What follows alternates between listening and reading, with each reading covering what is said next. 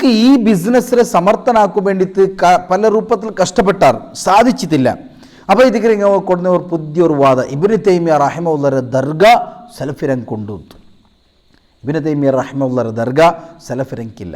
അങ്ങനത്തെ ഒരു Dargah India first പൊടിയാക്കിയ സലഫിരങ്ങ എത്തിക്കാത്താറ്. ആയെങ്ക മനസ്സിലാക്കുള്ള ഒരു വലിയ വിഷയമുണ്ട്.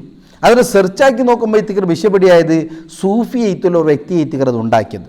സലഫിരങ്ങളെ കയ്യിലിരുത്തുന്ന തായെങ്കിൽ അത് സീറോ എത്തിക്കാട്ട്, അതായത് ഒരു രൂപത്തിലും അവർ ദർഗത്തെ അവർ കോല അല്ലെങ്കിൽ ആ ബെലിഞ്ഞിത്തുള്ളതായ മേൽ വന്നതായ ഒരു എത്ര ഉള്ളെങ്കിൽ തതിരെ ഇല്ലാത്താക്കാത്താറ്. കാരണം ഇസ്ലാം നിങ്ങൾക്ക് പടപ്പാട്ടിയത്, റസൂൽ നിങ്ങൾക്ക് പടപ്പാട്ടിയത്, പവിത്രമായിട്ടുള്ള ദീന് നിങ്ങൾക്ക് പടപ്പാട്ടിയത്. ആയെങ്ക ആ ഒരു റൂട്ടിലല്ല ഇങ്ങ പോയി അന്നുള്ളത്.